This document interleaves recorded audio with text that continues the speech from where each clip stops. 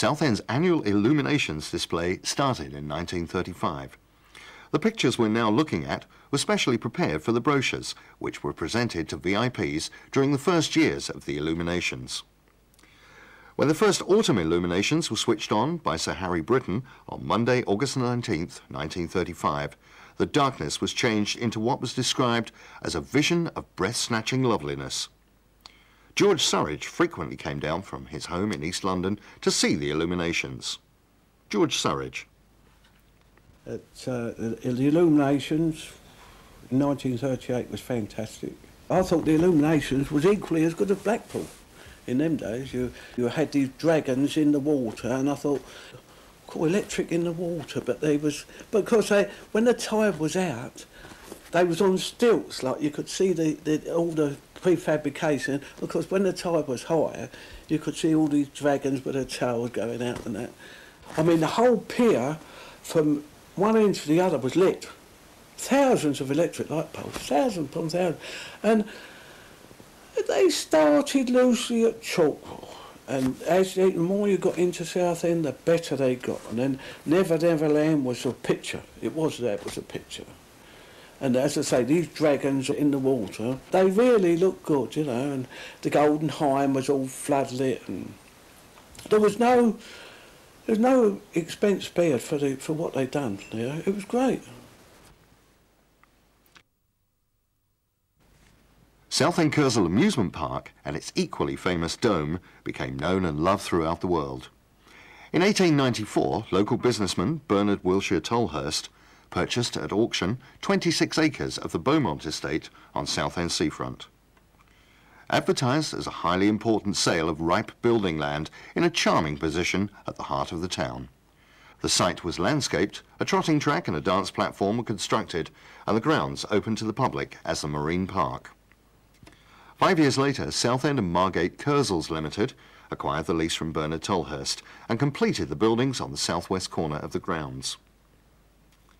This programme from the period confirms just how splendid the buildings were. The Kersal was opened in 1901 by Lord Claude Hamilton, chairman of the Great Eastern Railway and Lord of the Treasury under Prime Minister Gladstone. Lord Hamilton declared the Kersal to be the grandest and most prestigious building in the town. The Kersal ballroom, cafes and walkways offered a standard of luxury previously associated only with some of the finer London hotels. The Kersal was not an immediate success. By 1910, it was known as the Luna Park and Palace of Amusements, and in 1912, American entrepreneur C.J. Morehouse I purchased the freehold on the 26-acre site. By the 1930s, the Kersal Amusement Park and Gardens were firmly established as the foremost popular amusement park in southern England.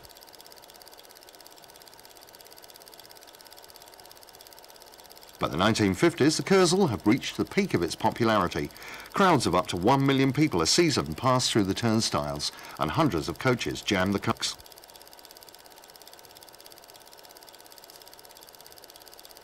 The 1960s saw a decline in the popularity of the traditional British holiday.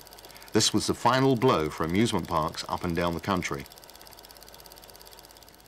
At the end of the 1986 season, the Kersal directors finally decided that the now much reduced park and its buildings would have to close. Several unsuccessful attempts were made to revive the fortunes of the Kersal, but gradually, in the years that followed, this once famous landmark fell into a sad state of decay.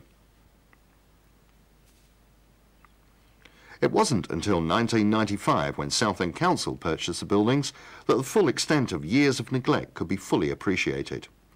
The once grand entrance beneath the dome was damp and decaying. Rain poured in through holes in the ornate plaster ceiling mouldings.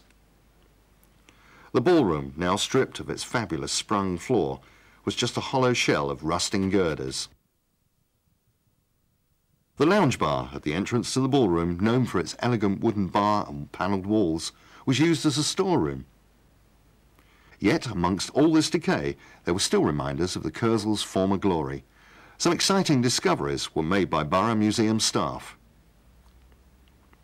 Posters announcing thrilling new attractions. Plans for carnival floats and other celebrations.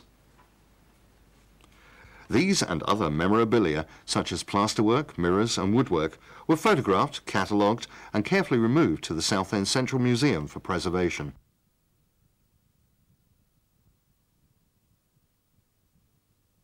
Strangely enough, the discovery that caused more excitement than any other was the so-called hidden lair beneath the estuary rooms. This basement bar, decorated with paintings of naked ladies and clowns, was thought to be the saucy haven of Kersal management.